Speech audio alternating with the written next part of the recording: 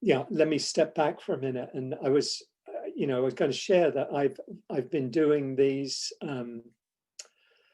live sessions on Insight Timer for about the last almost 3 months now before the class. So I come from a 9 o'clock session, which typically goes about an hour on Insight Timer, where we have typically between 600 and 700 people from really around the world. I mean, literally, China, Asia, Australasia, Europe, the Americas, and it's pretty amazing.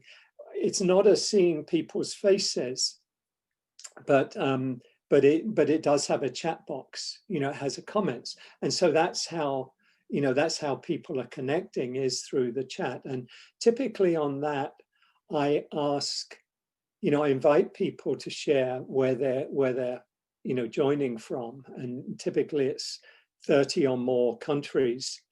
And to share a little bit about what's present for them in the body, the body, heart, and mind. How are you doing today? From a kind of a standpoint of awareness, because that's really kind of the core of our practice, to just turn the spotlight inward and just notice. And I invite all of us here, as as we're beginning this session, to just check in with our experience. And people will also share other things, like what's coming up for them.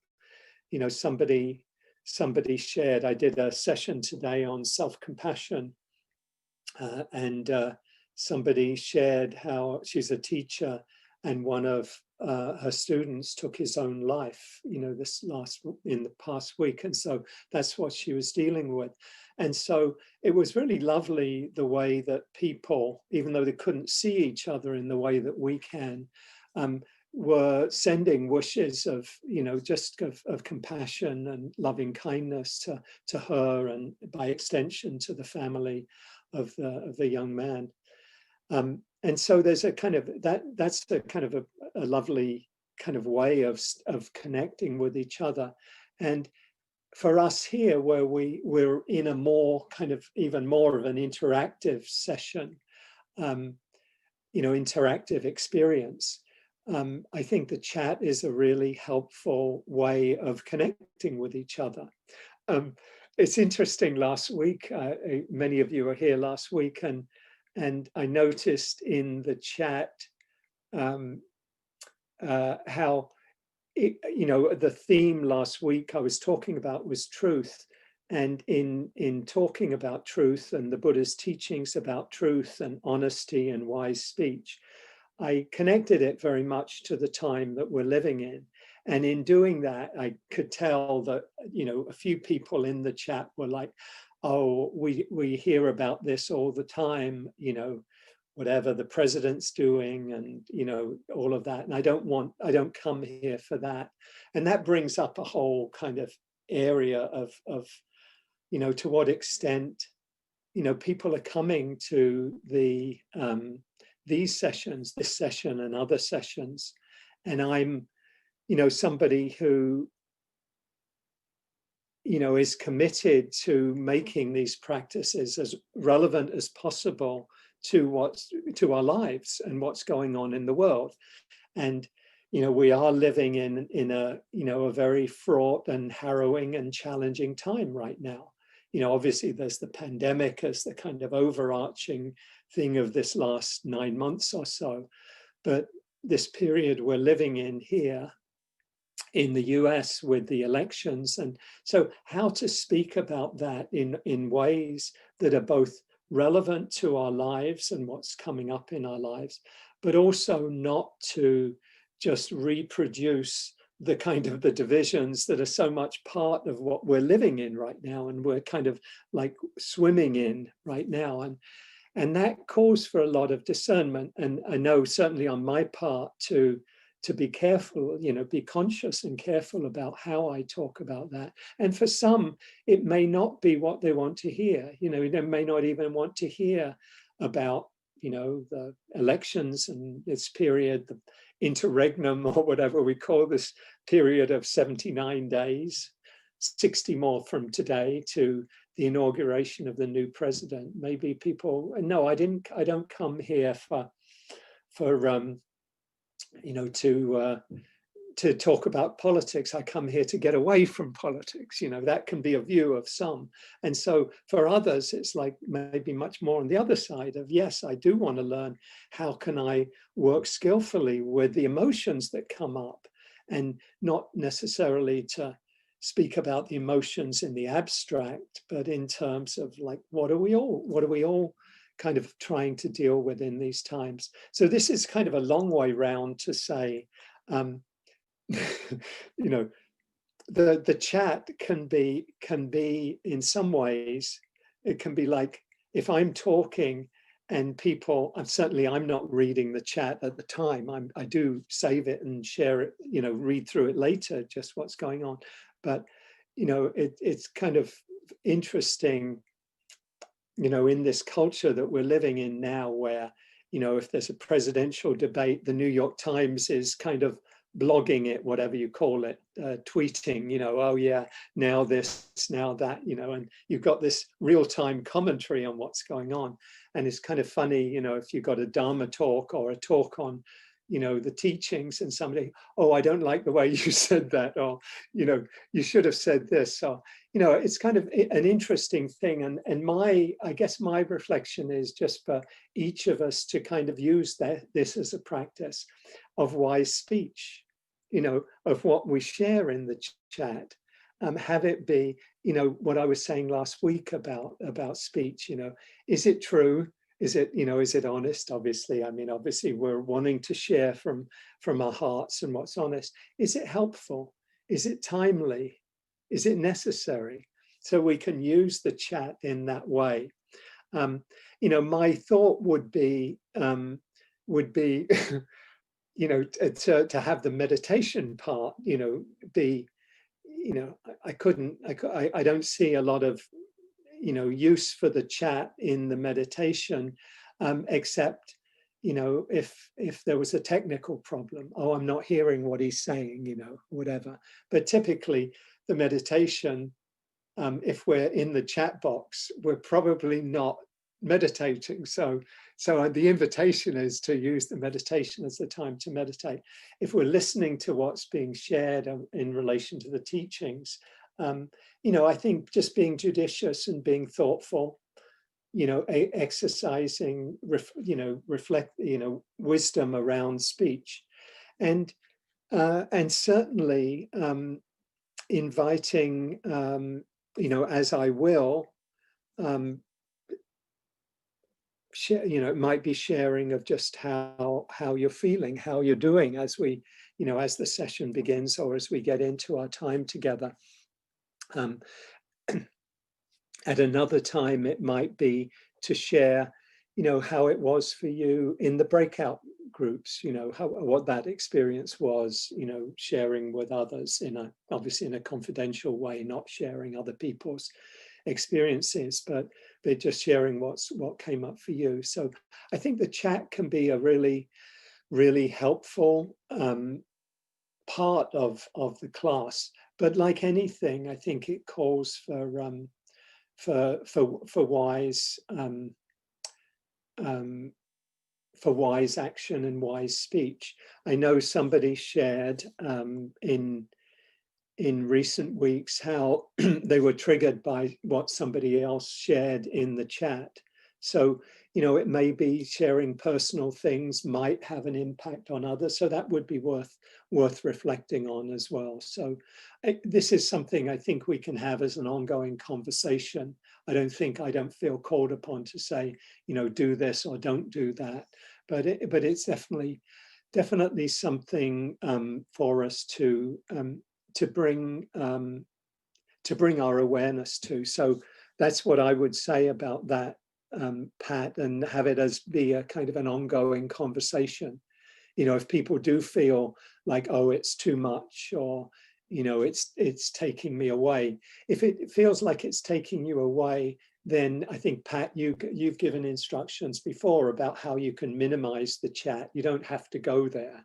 You know, you don't have to feel obliged. You might see, oh, there's 50 comments in the chat box. You know, you might have to exercise some restraint if you feel triggered by the chat. But so we don't have to go there is kind of one overriding thing as well. So with that as a kind of an informal beginning of our session together, I just want to welcome everyone. Invite you, if you would like to rename yourself, if you want to just share where you're joining from. I'm going to just click through just to see the different folks. Welcome to you all. Lovely to see you. And Jeff and Betsy, I don't know if you're new from Lakeside, Michigan. Lots going on in Michigan. Welcome to you. Lovely to have you here. Juliana from Irvine in California. Hope your fires are well under control right now in Southern California. Lots of us from our areas, Jane from Silver Spring, and Sam, good to see you from Rockville. And Georgina from Austria. Always good to have some European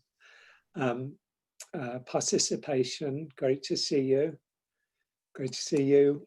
Bob and Kirsten. Jen from Senatobia in Mississippi. Great to see you. Yeah, I'm not sure we've had folks from Mississippi. Denise from Albuquerque. Good to see you again. And let's see. Yes, welcome to everyone. Lovely. You know, as I often say, and Linnea, welcome back from Spokane in Washington State. And Margaret in faraway Clifton, Virginia. Good to see you. And welcome. And Katie from Denver. Diane from North Carolina. Stephanie from Naples. So anyway, and again, welcome to everyone. So if you are new to these sessions, I'm Hugh Byrne and I teach with the Insight Meditation Community of Washington. And this session, this class is part of IMCW, the Insight Meditation Community of Washington, and offered by the Center for Mindful Living, which is kind of under the umbrella of IMCW. It does have a physical space in Tenleytown in Washington, DC, where we're obviously not meeting in person now and probably won't, certainly until 2021. And so we're meeting virtually. And we'll share at the end ways that you can connect with other classes and other groups as part of the Center for Mindful Living. And we'll give links at the end to that. And so this class came out of IMCW and came out of the Center for Mindful Living. And now, you know, we're very fortunate to have people joining us from, you know, probably, you know, a lot of other parts of the United States and other parts of the world. And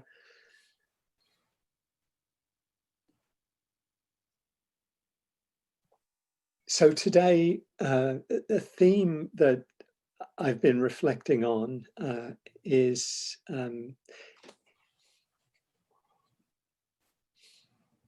want to kind of talk about it and talk about, well, let me just jump into it. I want to talk today about resources, or as I would grow up saying, resources, however you say it, however we say it, supports for our practice. Because I think the power of these teachings and the power of these practices is that they help us to find freedom in our lives. You know, in whatever the conditions of our lives may be, and the joys and the sorrows and the ups and the downs, all of the vicissitudes of life, all of the changing experiences of life. And as I was sharing a little before, particularly in these really unusual times, you know, I talked a lot in the recent months about these times we're living in, and I'm not going to today, I'm going to, as the lawyers say, I'm going to stipulate that. I'm going to kind of assume a shared understanding and experience of what we're living with largely, and not get into talking in detail about them today. But just to acknowledge that, you know, as we all know, that we haven't lived through a health crisis of this kind in a century, which means to say none of us have lived through it ourselves. And so the changes that we're all living with in different ways, in very different ways, is the reality. And so, you know, the question really, you know, the Buddha, when he taught 2,500 years ago, I think what he wanted to do more than anything else, more centrally than anything else, was to help people find ways out of suffering in their lives. He wanted to help people live more freely, with greater ease, with greater happiness, greater well-being, at the deepest level with greater freedom, with an ability to respond to and engage with everything that comes up in life and not be bowled over by it. Or if we are bowled over by it, be able to get up again and to kind of come back and continue to ride the waves of life's challenges. And life 2,500 years ago had, you know, equally challenging challenges as we do today, but of very different kinds, you know, very different kind of society that the Buddha was living in. You know, very little was written down, but people were still people, and people were still getting caught in the same way, you know, as we get caught today, getting hooked, you know, getting hooked in suffering, getting caught up in suffering. And the Buddha, the word Buddha means awakened one, this historical human being, as best we can judge, and I'm pretty sure, you know, we can judge that this was a historical human being, found freedom in his own life, through his own efforts, through searching and dealing with his own kind of stresses and difficulties, recognizing that, you know, wealth and comfort and luxury didn't solve the problems of life, didn't deal really fundamentally with the issues of suffering and the end of suffering. We still suffered even though we have luxuries, even though we might be a billionaire or a member of the royal family or whatever, we still suffer. You know, we still have losses.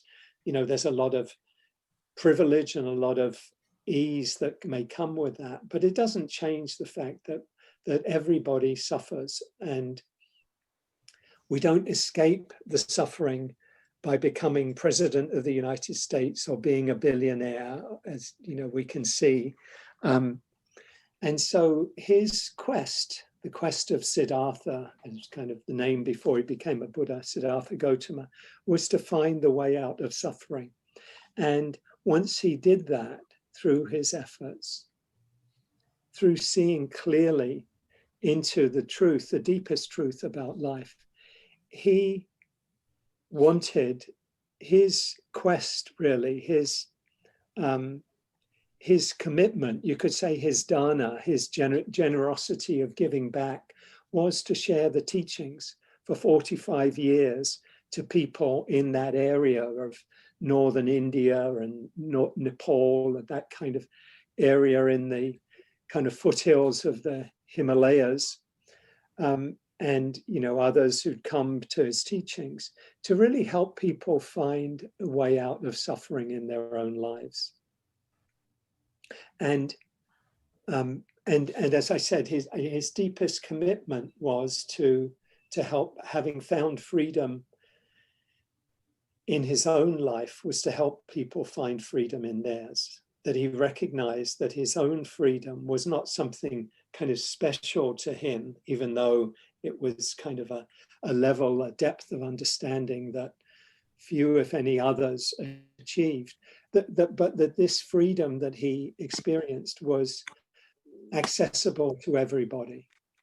That each one of us, whatever the conditions of our lives, have the capacity to find freedom. And it's not a question of, only some people or only an elite or only a chosen few will be able to find freedom in their lives. It's a question really of openness, of receptivity to the teachings, to the practices, to exploring them, testing them in our own lives. I mean, that's essentially what we're doing here or in any other class we might go to, or any other retreat, or any other kind of venue of this kind, is we're kind of engaging in, you could say in one sense, we're engaging in first person science. We're engaging in testing for ourselves whether these teachings, or the Buddha called these Four Noble Truths at the essence, help me, help you, help any of us find freedom in our lives. So that's really what's being offered here. So what anything I share is at best just my own experience, my own understanding, my own kind of distillation of the teachings of the Buddha as they're kind of through the lens of my own experience, and anyone else sharing their own experience as a teacher or as a practitioner. That's what we're doing. We're kind of saying, this is how I see these teachings. This is what has worked for me. This is what I see the Buddha, I hear the Buddha as sharing. So these teachings provide us with, I find, with powerful and profound supports or resources in our lives. And, talking about the time we're living in, particularly in these times. And what they are, one way of looking at these teachings and these practices is to look at them as lenses, if you like, through which we can look at our own experience. So we look at our experience through the lens of these teachings. So, for example, the simplest one I could give is the teachings on suffering and the end of suffering, Four Noble Truths. If I look at my own life in terms of suffering, it could be suffering around this political season we're living in, or the pandemic we're living through, fearful about our own health, let's say, or the health of our loved ones, and feeling we're getting anxious about it, and we're feeling lonely, and there's some stories in our mind about, how much we're suffering, and we might be feeling sorry for ourselves, and we might be hooked into a particular view about that, or we might be hooked into a view about what might happen and how bad things might get, whether health-wise or politically or whatever. And in some way, we find ourselves hooked in that. We find ourselves suffering. We find ourselves in a place of contraction, of dis-ease, of unsatisfactoriness. And the teachings on the Four Noble Truths would invite us to say, okay, can we notice our suffering? Can we see that and see, okay, I'm definitely suffering now. I'm definitely caught up in something. I talked some time ago, I mentioned the wonderful teacher Pema Chodron, the Tibetan Buddhist tradition teacher. She uses the word Shempa meaning a hook, that we're kind of hooked into something when we're suffering. We're hooked into worry, or we're hooked into fear, or we're hooked into craving or wanting something we don't have, wanting people to love us, or wanting wanting, something to make us feel good, wanting a drink or a drug or whatever it might be. This hook. So to be able to see and experience this hook of like, yes, I'm hooked here. It doesn't have to be an addiction. It could be we're hooked in the way of like we can't help but be angry with a political figure we see on our televisions. Like, every time I see them, I get really angry or whatever. We're hooked in some way on that. Can we see the ways in which we're hooked? And can we unhook ourselves from the suffering that we're experiencing? The hook is the expression really of clinging, the second noble truth. Can I see that and say, okay, this is not serving me. This is not leading to my well-being and happiness. This is leading to my suffering. What do I have to do to let go of that? It is possible to let go of it. We may believe that and understand that, but we also need practices to help us do that. What happens if I practice, the fourth noble truth, which is what's called the Eightfold Path, the training, the teachings in ethics, in meditation, in wisdom, as a way of letting go? And if I practice, I see myself hooked, and then I say, okay, can I just notice that as we do in meditation?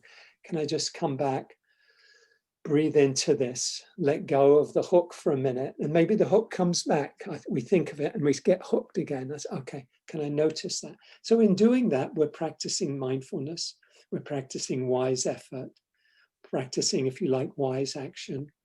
And step by step, we're letting go of the hook. So in this way, we're using the teachings as a way of seeing our own experience. So this kind of sense of a lens through which we experience, through which we find freedom,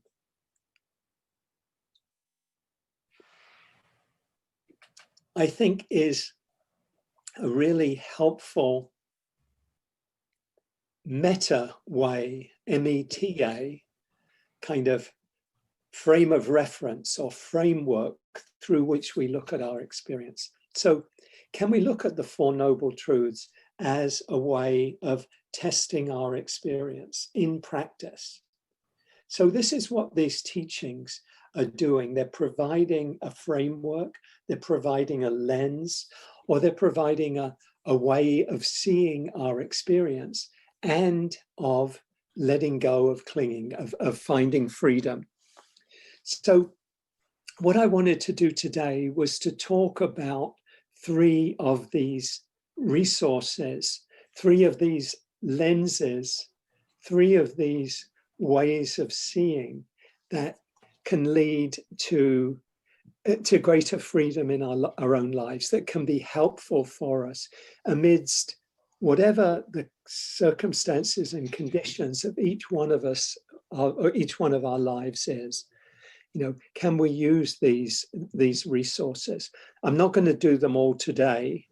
I'd already given up on one of them because of kind of time. I'll mention each of them, but I'll deal with them depending on time. I'll either do two today or one today, depending on how much I can fit into, let's say, the next 10 or 15 minutes or so. But I want to just name them first of all. The first is,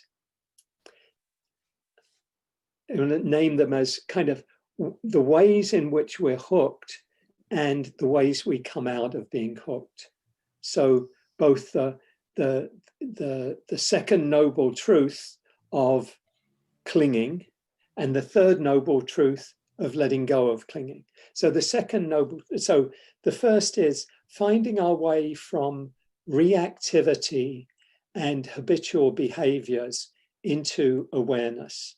So noticing when we are caught up in reactivity of a variety of different kinds, or just playing out old habits over and over again, and what helps us come out of that, find freedom in the midst of that.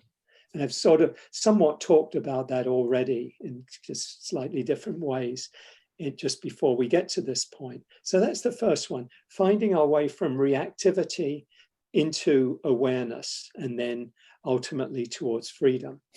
The second is finding our way from self-compassion, from self-judgment and self-forgetting. I use that term self-forgetting, meaning we kind of don't include ourselves in our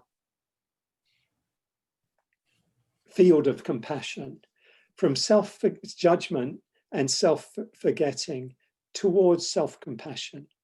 So the first is awareness, the second is self-compassion. And the third, which I won't talk about today, but I'll mention, is from focusing on what we don't have, what we lack, what's wrong in our experience, to what we do have and what we can be grateful for. So that's the third one, which I'll name, but I won't actually kind of dig into today.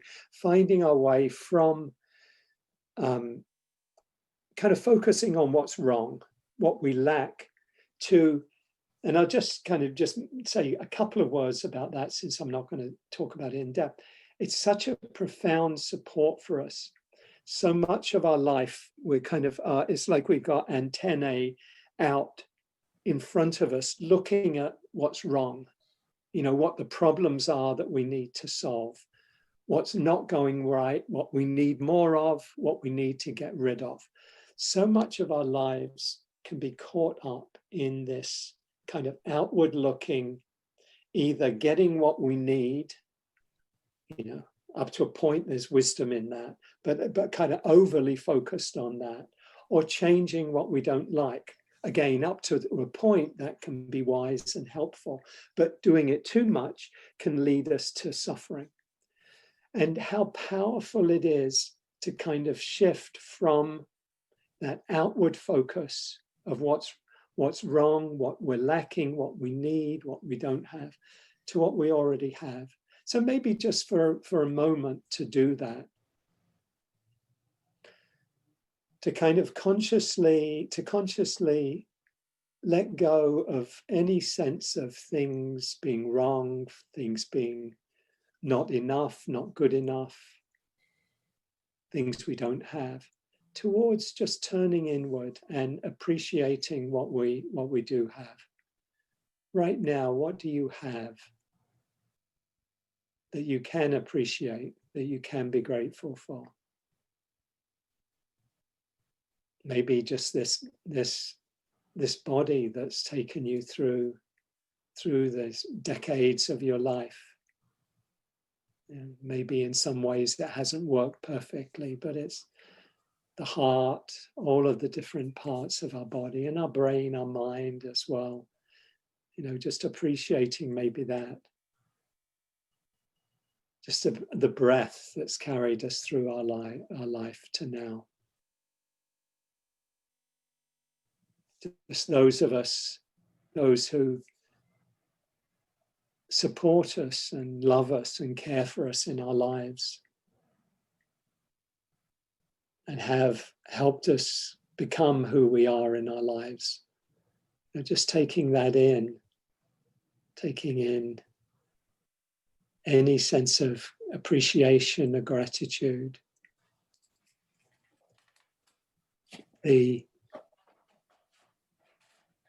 Just this world that we live in, if you were to look out your window and see the trees and the birds, the animals, the flowers, the fellow beings, other sentient beings. Just everything that this life gives us without us having actually to do anything, just freely given by life. So many things that we have. And how powerful this simple practice, just of shifting from the outer mode of what we lack or what we need or what we don't have, to what we have, that this is available to us at any time. even if we're going through a really hard time, perhaps especially if we're going through a really hard time, that it can be a very powerful opportunity to practice gratitude. Because particularly when things are really difficult, then the tendency is just to focus on what's difficult. But if we can just come back to gratitude, we can really step out of that sense of lack or need that can cause us so much suffering, so much difficulty.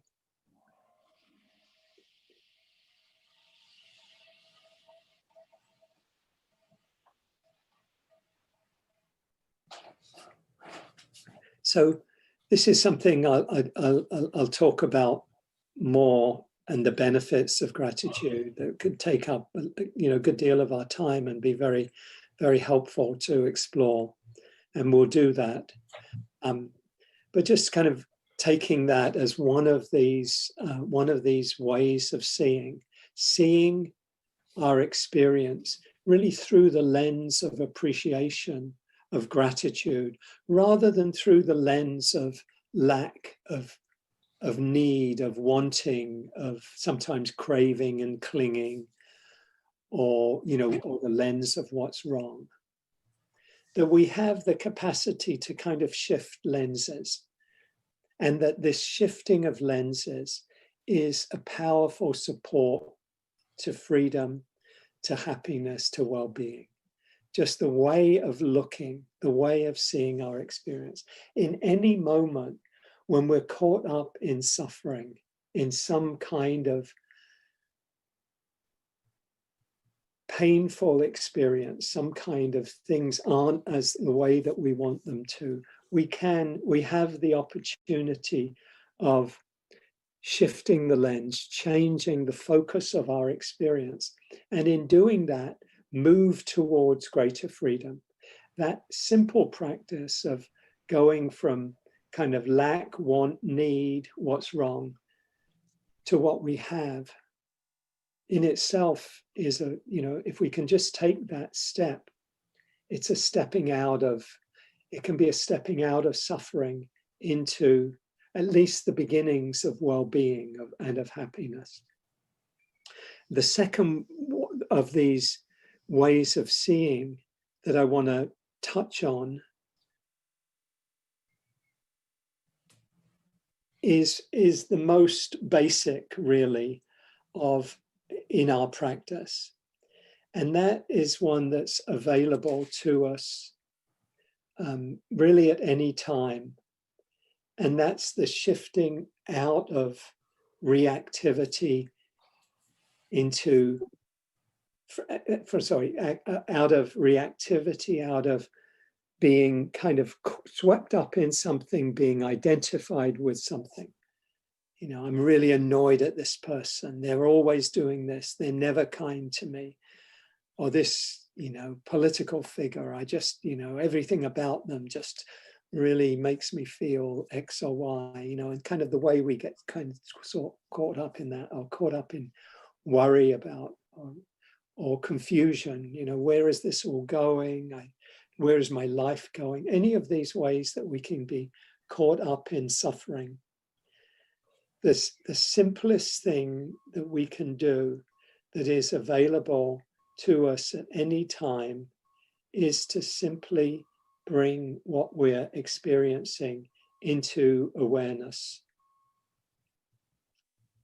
Just to notice, oh, right now, I'm hooked. That might be a kind of like what we say, okay, I'm really caught up in this. I'm really kind of swept up. I'm really identified. And particularly come into the body, because the body will tend to be, almost always, will be a very wise barometer of our suffering, or conversely of our well-being. To just notice, what am I aware of right now? We can step out of reactivity into awareness, whatever we're experiencing, whatever suffering we're experiencing. whatever we're experiencing more broadly. We can say, we can simply notice, what am I feeling? Oh, there's tightness in my chest. My breathing is short. My muscles are kind of tensed up with this anger or with this fear. There's a lot of thoughts coming up. Okay, I can notice this. One of the kind of magical things about mindfulness, and I mean that in a kind of an everyday sense of magical, what Thich Nhat Hanh might have called the miracle of mindfulness, he had a book called that, The Miracle of Mindfulness, is that anytime we make this shift from being caught up in something to being aware of something, we've already stepped out of the suffering. You know, so to be aware of the suffering is not to suffer, or actually not. We may not have stepped out of it completely, but we've stepped out of the identification, because we can't both be hooked and be aware at the same time. Because the mind, if we're hooked, then we're not aware. As long as we're hooked, as long as we're caught up in they're doing this, I should be doing this, oh, I'm screwing up, whatever it is, whenever we're hooked, we're actually not in awareness. We're in, what Pema Chodron called Shempa. We're in the hook, we're hooked. But if we can bring awareness to that sense of being hooked, then we're no longer hooked.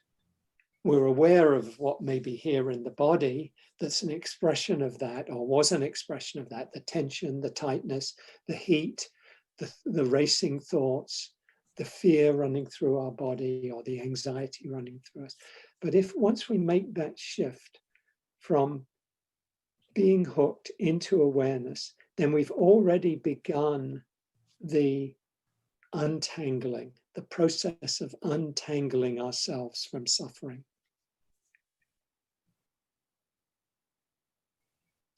So anytime we can do this, this is, in a way, the simplest of the teachings, and perhaps in many ways the most powerful, is just to notice.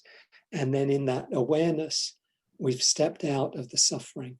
And then really to keep repeating doing that, because the tendency is it doesn't tend to be enough just to step out once, because a lot of these ways we get caught up in suffering tend to be habitual. We go back there over and over. We get caught up again. We get angry with our partner, or with the political figure, or we worry, or we get fearful. We go back there. We have our go-tos, but so we need to keep doing the repetition. Like in the gym, we do the reps, that we keep repeating, we keep coming back. And the other thing that can be very helpful and important to do is to appreciate the change that happens when we do step out of suffering.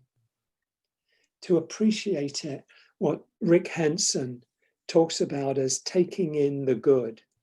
If we really take in that sense of appreciation of, okay, I'm actually not suffering right now because I'm aware of what's going on. I'm aware of my feelings. I'm aware of my bodily feelings. I'm aware of my emotions. I'm aware of my thoughts. Can I just breathe into this awareness? Can I stay with this awareness?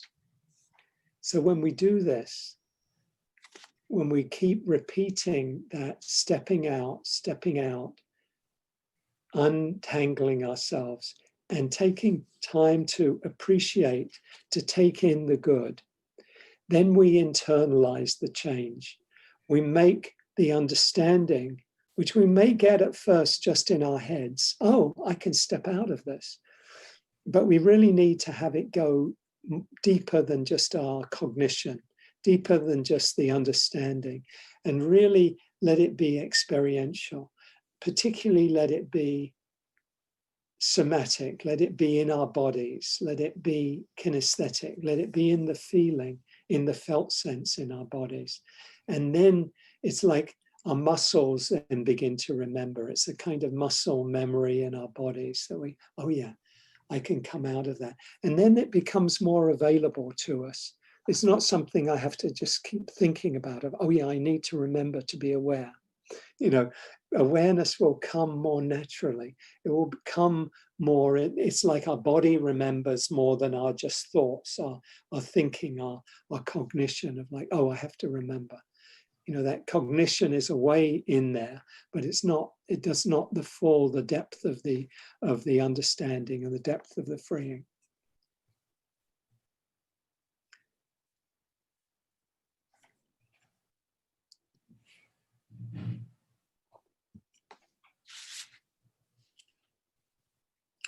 So what I want to, I've actually kind of, things have gone in a different direction, and that's how things go.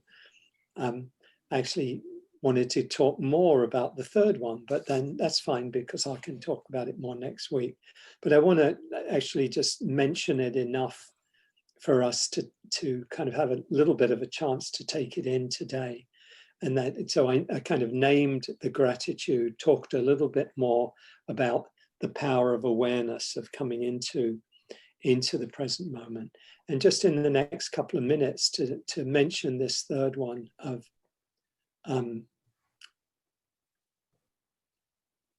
which was originally the second, was the shift from self-judgment into self-judgment and self-forgetting into self-compassion.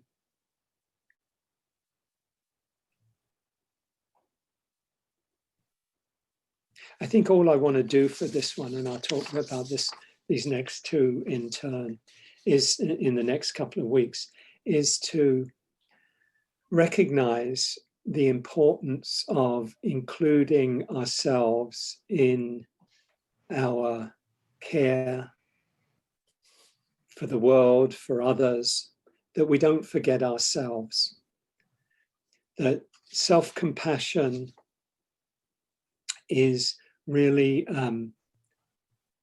a key to untangling ourselves from suffering. That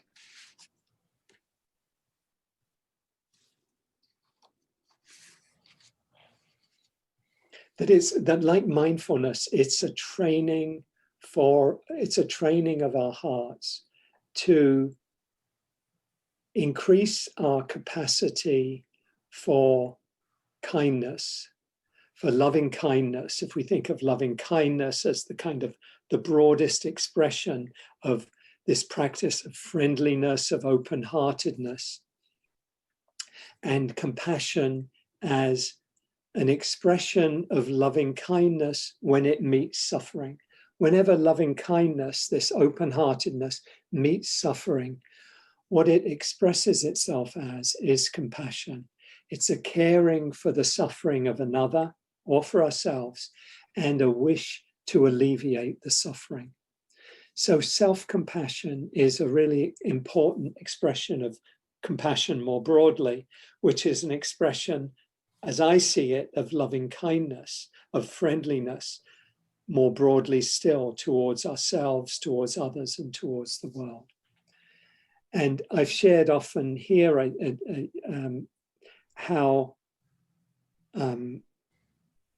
how we can't really care for others and care for our world unless we take care of ourselves. You know, I've often shared this kind of instruction, if you like, a kind of metaphor for self-compassion, which is the one that we hear when we get on a plane and the flight attendant says, you know, in the event of an emergency, put on your own mask first before assisting others. And we think about that, and it's not hard to get. You know, we've been told it so many times. It's not hard to get that if we can't breathe ourselves, we're not going to be able to help our young child or our grandchild or our older parent or, you know, somebody else who may be more vulnerable. We're just not going to be able to help them if we're not able to breathe ourselves. You know, if we're not breathing, we're going to be struggling to help them. So it's not selfish, it's not self-absorbed to put on our mask and then take care of others. So we know that it's kind of become a no-brainer to us. But if we bring that same kind of understanding to taking care of ourselves, that we need this same kind of taking care of ourselves if we're going to take care of our loved ones, our family, our colleagues, if we're, doing service work or whatever in our community, in our society, in our world, we need to take care of ourselves.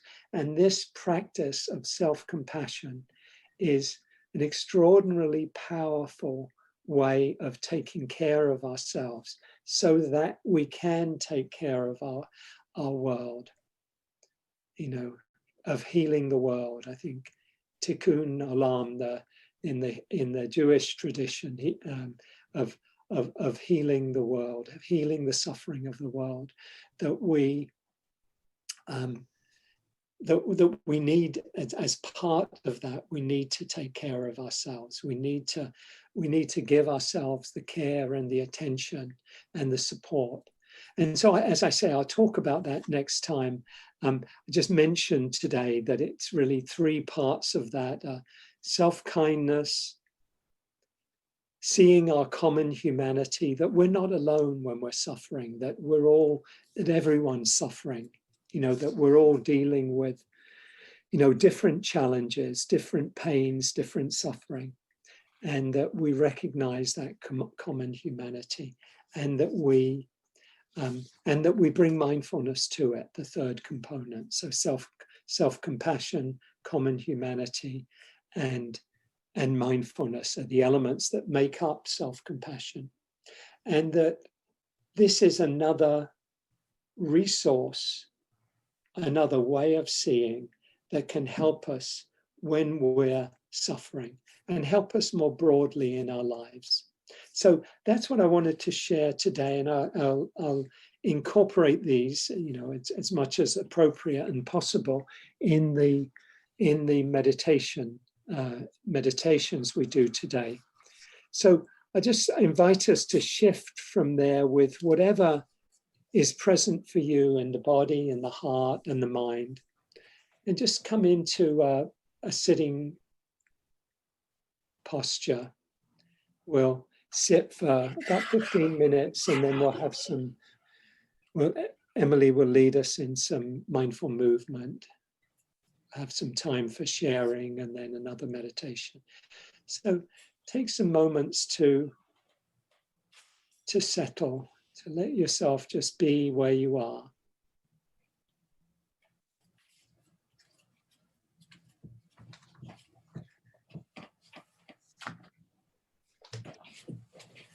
Taking some time to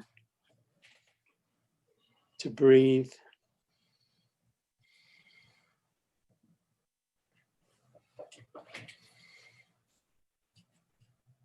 Might take some deeper breaths just to help you settle and arrive.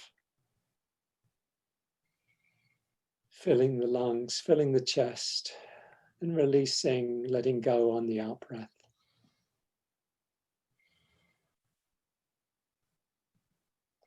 The breath is such a powerful resource in meditation in many different ways, in just helping ourselves find calm, kind of relaxing, settling, in helping us focus our attention, kind of being an anchor for our awareness.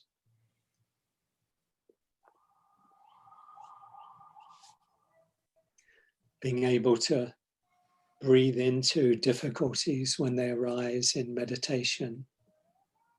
So many different ways our breathing can support us.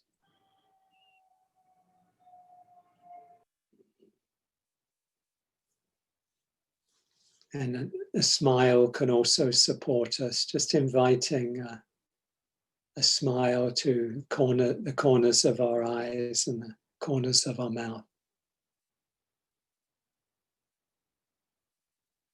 Helping us to relax the brain and the nervous system, helping us to be here. Our breathing, the smile, maybe a hand on the heart or a hand on the belly. Just connecting with this life, with ourselves, with kindness.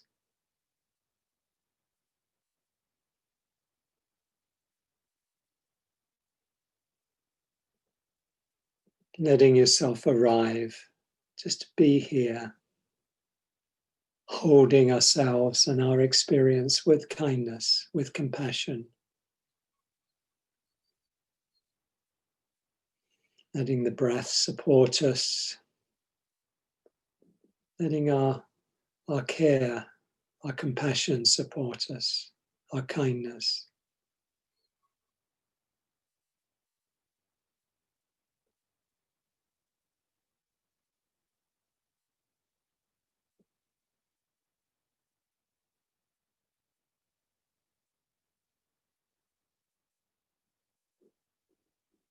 Letting our gratitude support us. Now, you might just think of one or two things in your life that you feel grateful for, that you appreciate. Our gratitude helps create really a container, a larger container of awareness and kindness to hold our experience, to meet our experience.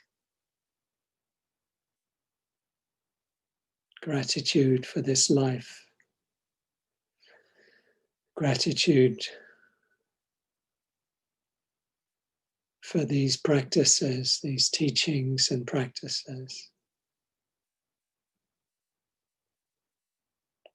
All the wise teachings of all the traditions. Gratitude to the world, to nature, to our bodies, our body.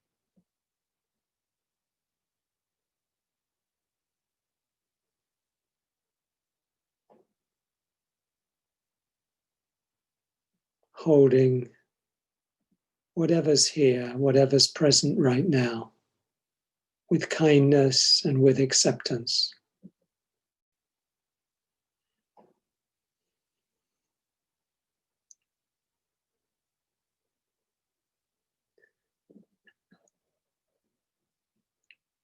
Knowing that all of these resources are available to us in meditation,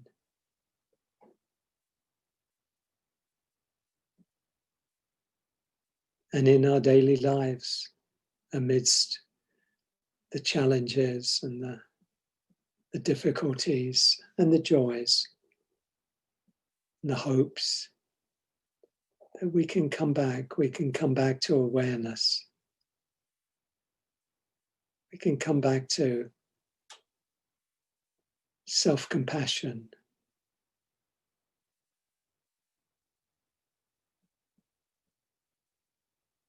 Can come back to gratitude.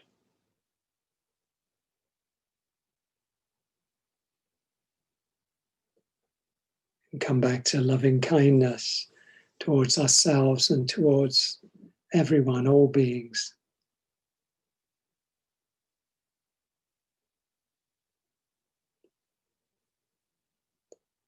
All these ways of seeing and ways of being that help us to be here with greater ease, greater well-being and happiness. Help us find the deepest suffering, the deepest freedom from suffering, the deepest freedoms. The ability to let go of clinging.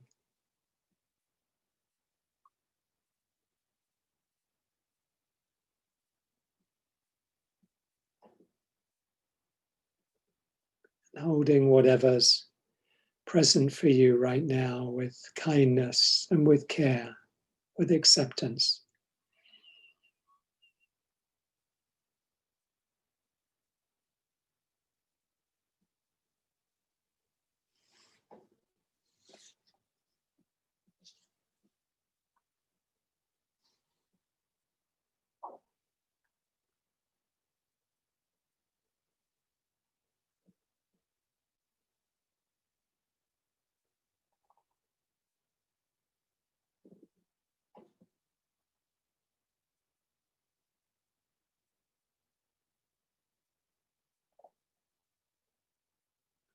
And you might let the breath be a focus for your attention if that's helpful right now. Just letting yourself be aware of breathing in and breathing out. Letting the breath be a support, be an anchor for your awareness.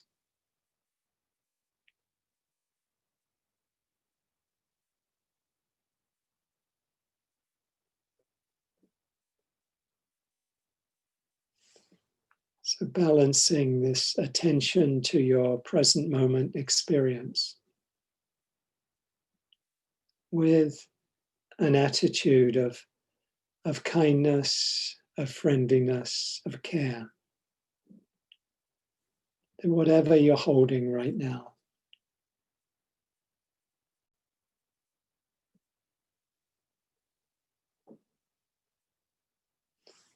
Let this container of awareness, this loving, kind awareness, caring awareness, be large enough to hold whatever's coming to you, whatever's present.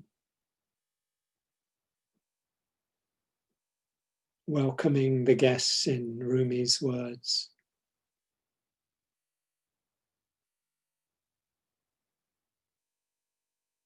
Making space for whatever is present right now.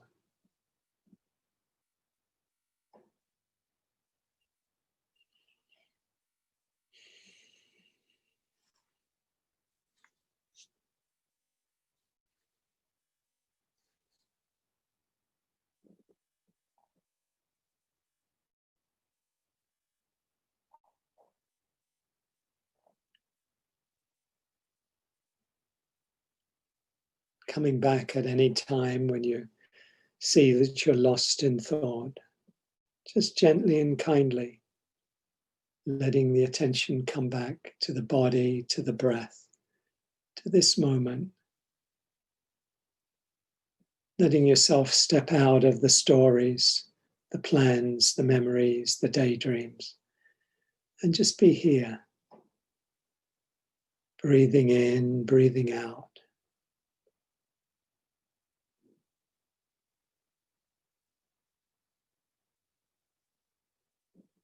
Aware of what you're experiencing.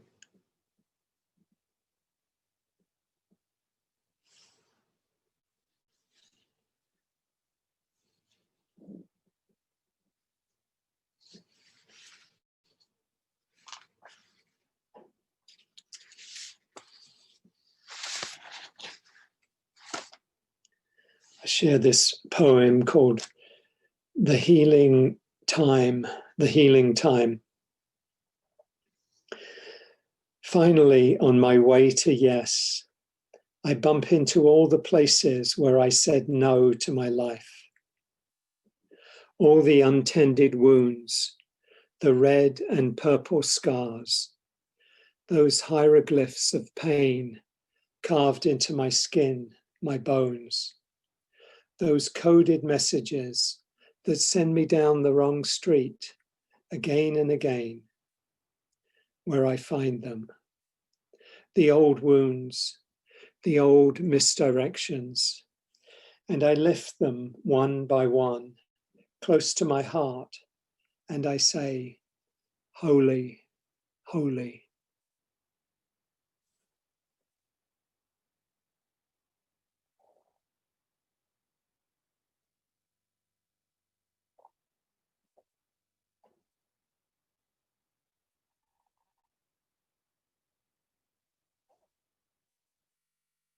I lift them one by one, close to my heart, and I say, holy, holy.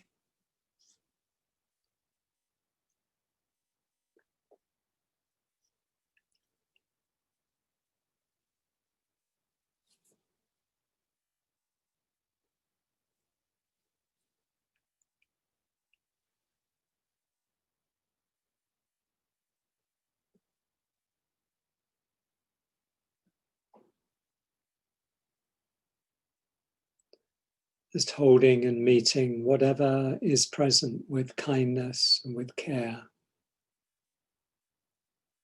with acceptance.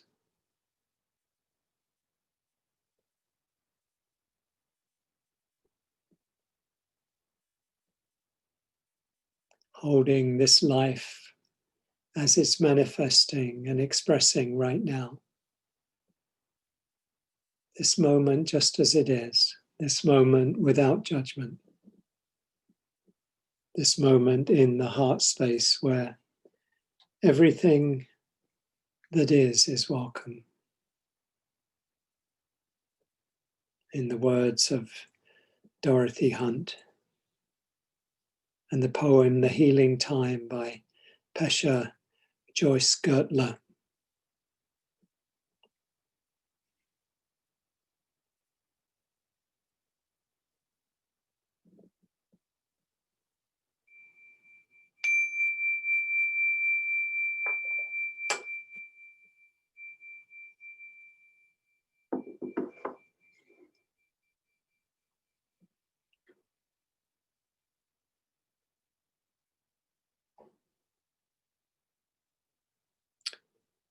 So we'll share the information on the poem in the chat, and I'll pass it over to Emily to lead us in some movement. Thank you, Emily.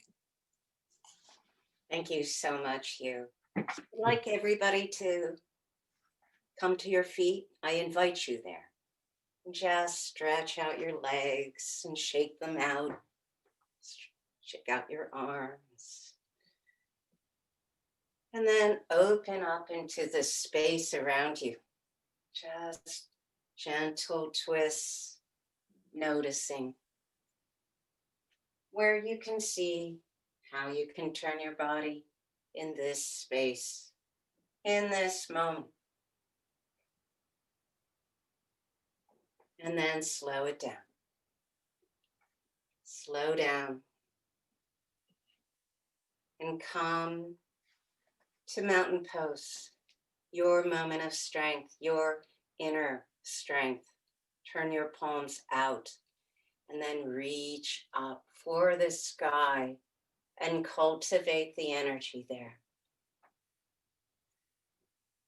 Noticing the clouds and the leaves and the bare limbs of the trees, and gather that energy and bring it to your heart. And then gather the energy of the group here, all of the kindness and compassion, the thoughtfulness, and bring that energy to your heart. And then gather the energy of the earth, that which supplies so much abundance.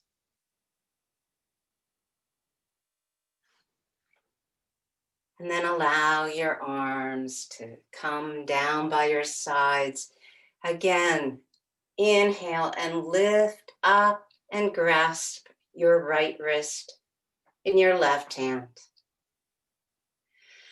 And again, inhale and reach up and exhale. Come, tilt to the left, feeling the tilt from the base of your hip out to the left.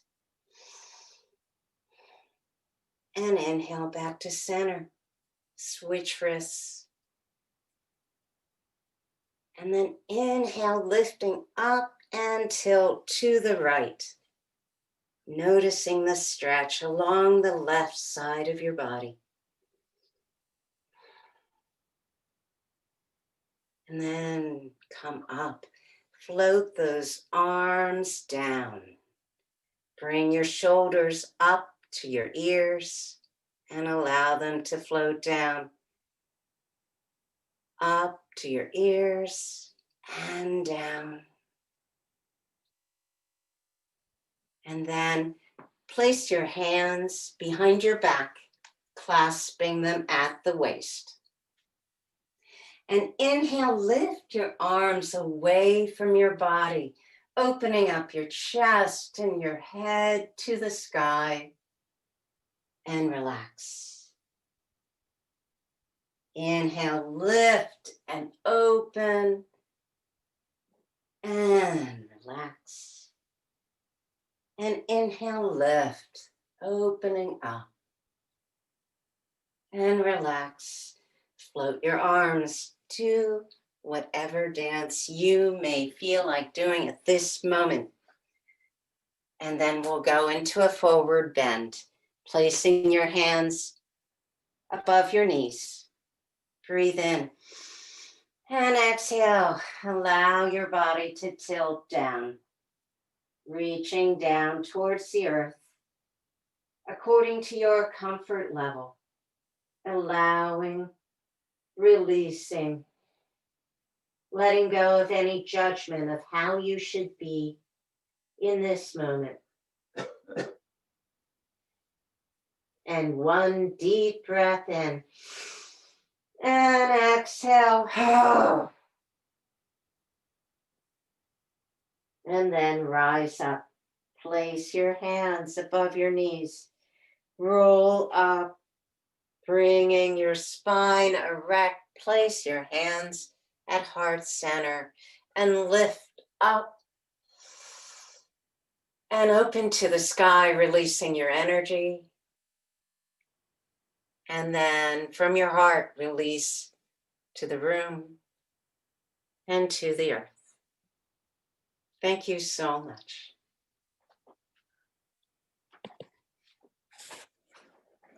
Thank you, Emily. Deep appreciation to you as always. Thank you. It's beautiful. Thank you. I would invite anyone who would like to do is to share in the chat box anything that you're noticing, anything that's present for you in your heart, in your mind, in your body, and your reactions to anything of our time together today. I love your background, Rich. It's beautiful. Your pictures in the background, very nice.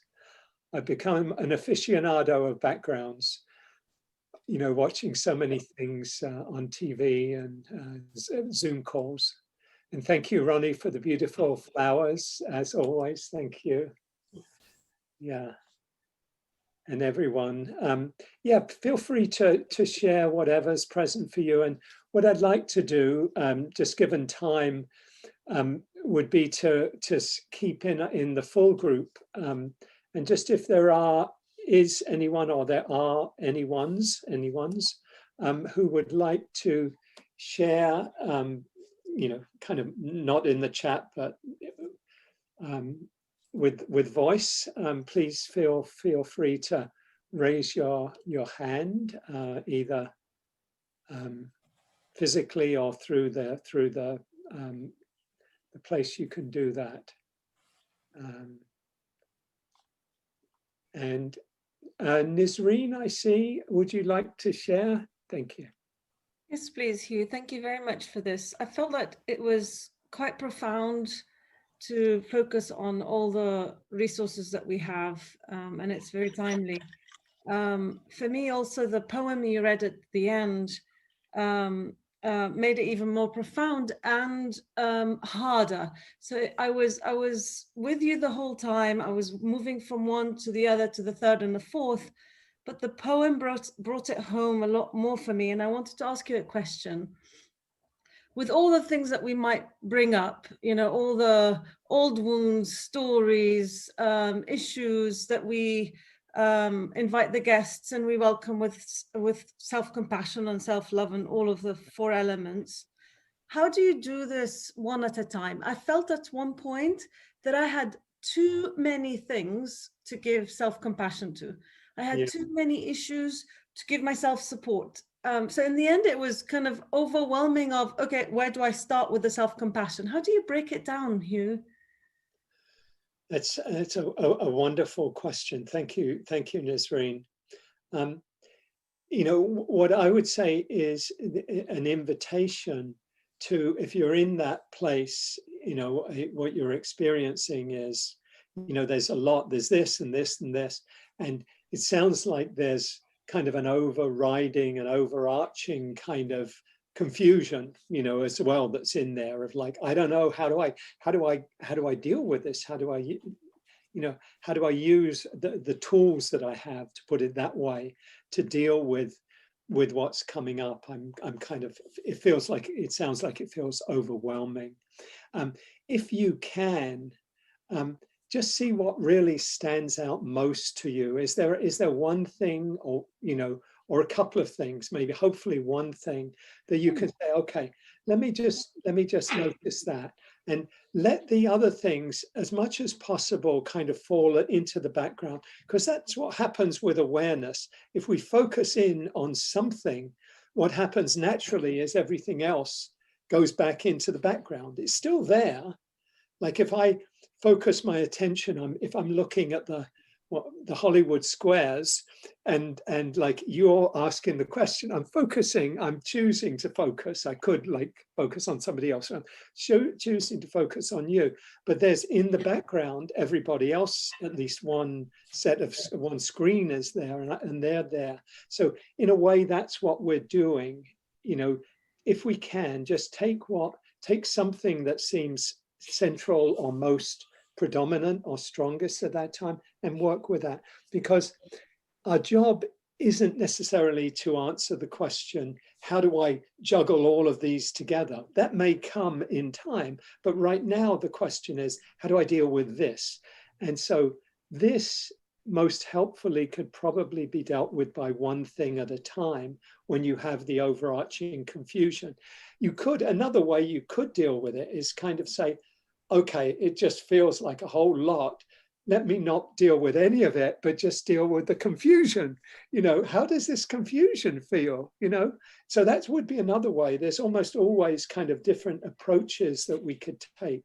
But typically I would go for the kind of the most predominant, or just kind of what might be most helpful right now. If you can discern what might be most helpful, that would be another way to go. So these are all just skillful means, but typically it's not so helpful just to be kind of like, oh, I'm overwhelmed. It's like, oh, it's too much. Okay, what can I do? What skillful means can I use to kind of like, okay, just bring myself back. And that comes back to that same first one that I brought up, the awareness. It's like, okay, I can be aware right now of my experience. And I can choose, what part of it to focus on. It could be the body, could be whatever it is. I hope that's helpful, Nazreen. Absolutely helpful. In fact, it immediately put me into awareness is enough. I don't really have to deal with everything. And it focused my attention on just the awareness and the compassion to myself. Very, very helpful. Thank you. Thank you, Nazreen. Let's see. Anyone else liking to say anything, to share anything? What's up for you? And feel free to do it in the chat, or if you'd like to do it using your voice.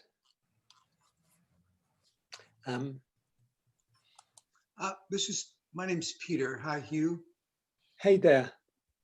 From Florida. Hi, Peter. Hi. Good to see you. Yes, I've been away. I've been convalescing from some surgery, so I've been out of action for a couple of months, but I'm doing fine. Oh, good. I just wanted to express appreciation and maybe even gratitude for naming the hook. I've been doing some Dharma study online. There's so much available now, and in my time convalescing, I've had time to take some studies, and you help name some of the things I've been feeling and thinking about, and I wasn't aware that in thinking about various parts of the Dharma, that I was testing it.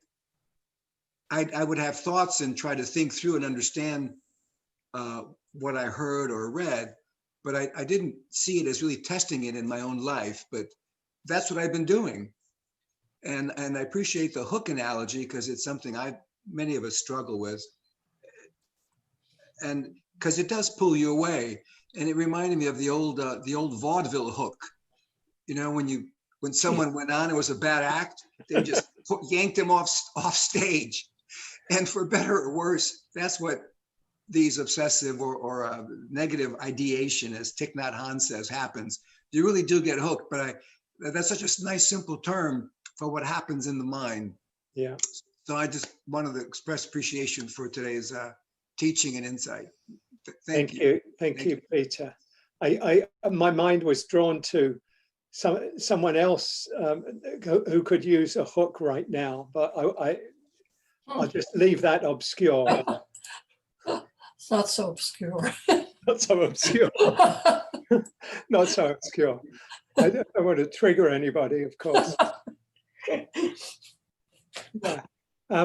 What I would like to do,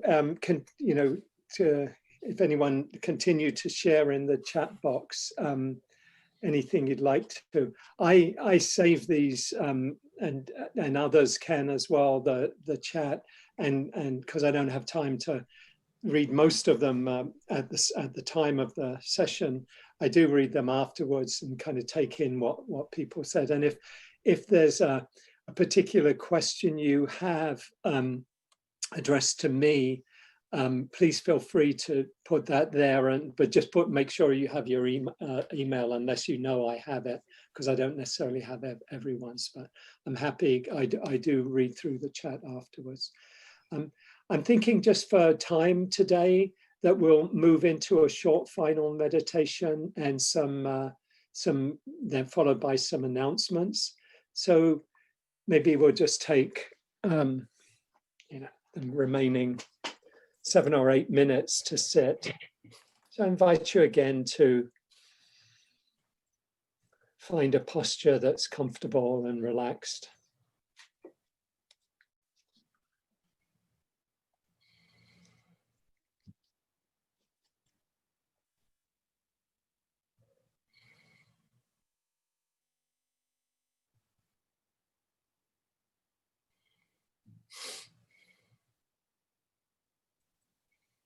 And whatever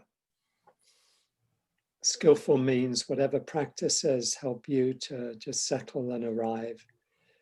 Maybe some deeper breaths, the smile, the hand on the heart.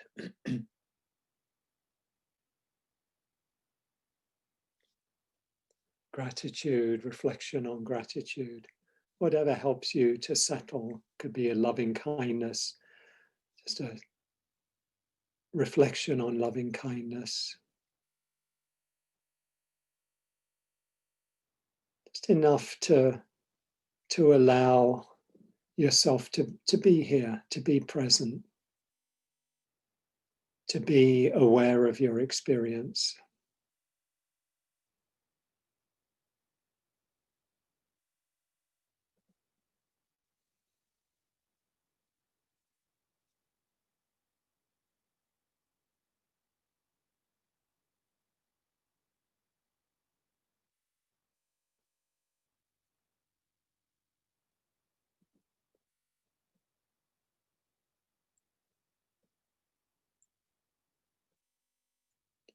And meeting and holding whatever is present with kindness right now.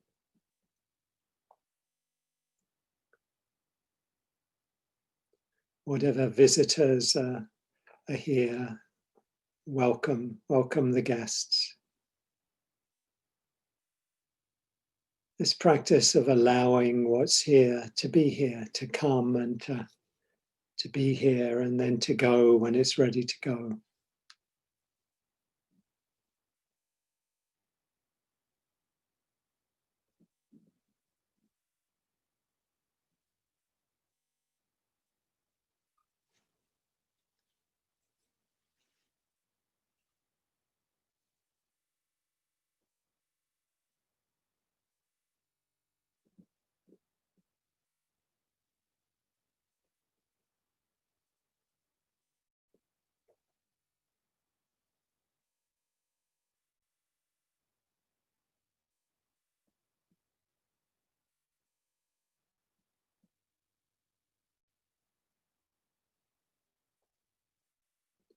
Whatever's present, whatever's arising, just to bring this intention of allowing,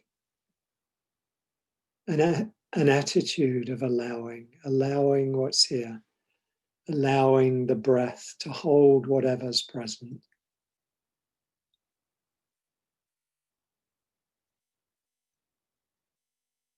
allowing the kind, loving awareness to hold whatever's here, whatever's present. Letting it come, letting it go.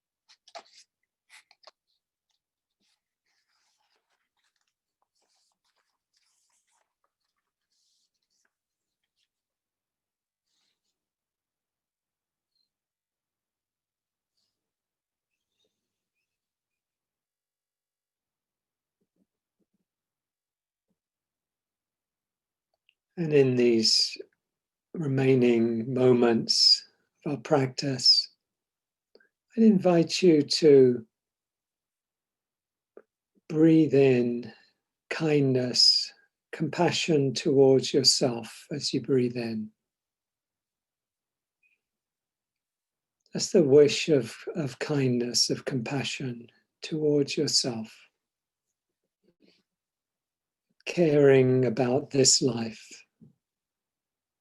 this being yourself as you breathe in.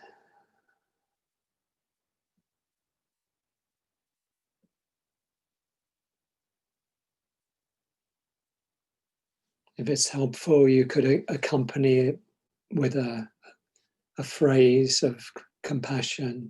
May I be safe. May I be happy.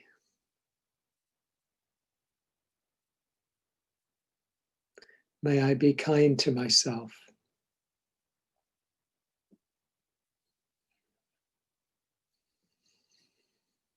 May I accept myself as I am. It's bringing this quality of self-compassion to yourself as you breathe in.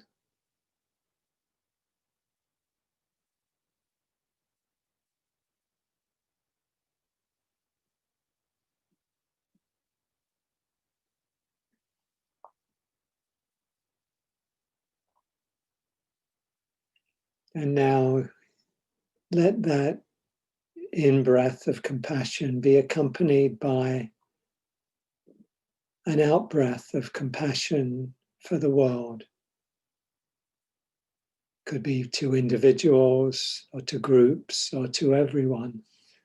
But just breathing out compassion, breathing out care for the suffering of others, humans, animals, the earth. So breathing in that wish of care for yourself and breathing out the wish, the intention of care for another, for others, or for the world, for all beings, for the earth.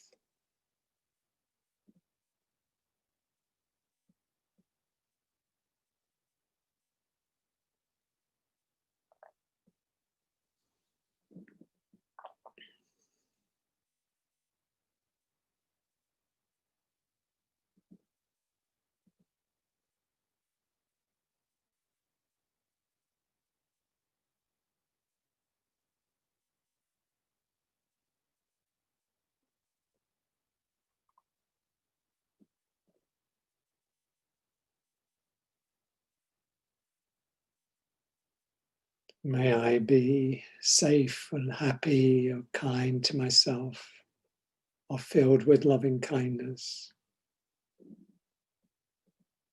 And may all beings be safe, free from harm, be happy, Be held in loving kindness. Be free of suffering. Whatever message your heart wants to send to yourself, to others, to the world. Just breathing in, breathing out.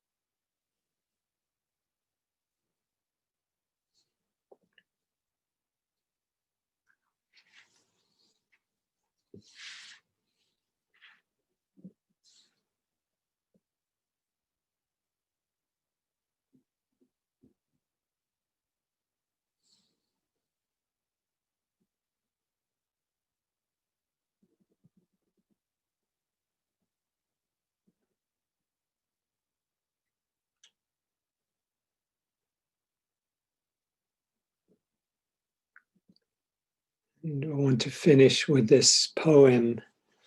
This poem is for our world, a poem written on 9/11 by a 13-year-old boy, a poet, Mati Stepanek, who was dying and later died of muscular dystrophy.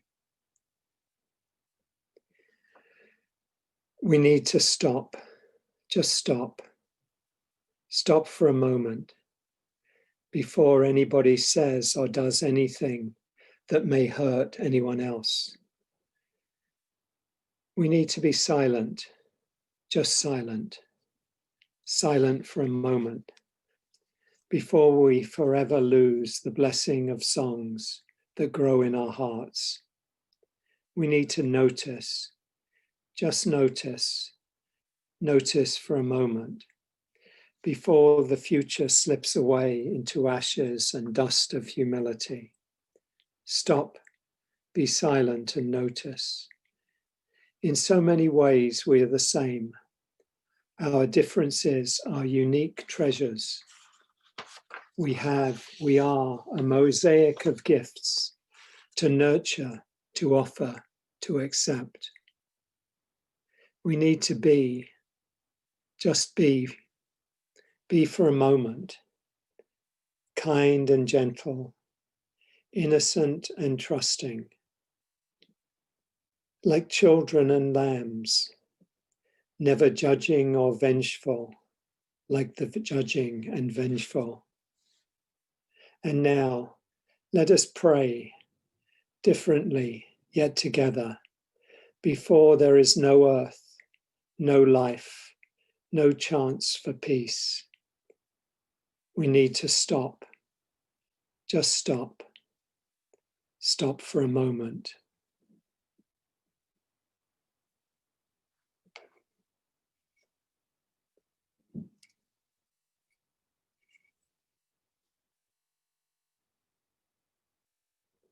Breathing in, breathing out.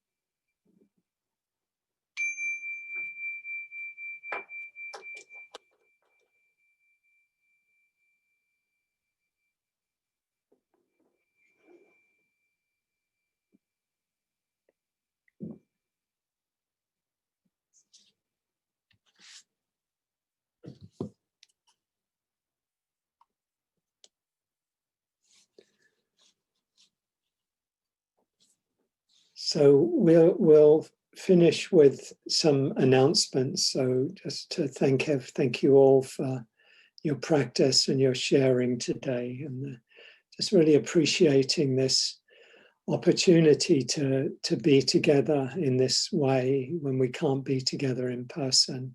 Just appreciating each and every one of you and everything that you've brought, and really appreciating how we co-create this session, these sessions, these classes, that through all of us together. Just a deep bow of appreciation to each one of you. I'm going to share a couple of brief things, and then Pat, or are you doing the announcements today, Pat? Or yeah, Christine and I are Christine? kind of tag teaming them. Okay, let me just share. I'll just mention Dharma. How the beauty of this practice, of how this generosity kind of passes through. It's how the teachings have come down through 2,500 years. There's no set charge, no expectation, but an invitation if you're able and inclined to provide support. In this case, it's for me teaching and to allow me to continue to teach here and other places, but all of the teachers and as it really is a passing through, because I share what I can. We all share our dharma of presence, of practice, of generosity in whatever form it takes. And if I attend a class, I'll pass on the dharma to others. So it's a practice I appreciate, the fact that has an incredible beauty to it, from at least 2,500 years of tradition. And I think it's wonderful to try to keep this practice going in a culture and society where in some way we follow the maxim or adage of Oscar Wilde about cynics, that we tend to know the price of everything and the value of nothing. I mean, in a collective societal we, and so this goes in another direction. So thank you for your support. And Pat shared the ways you can do that in the chat box.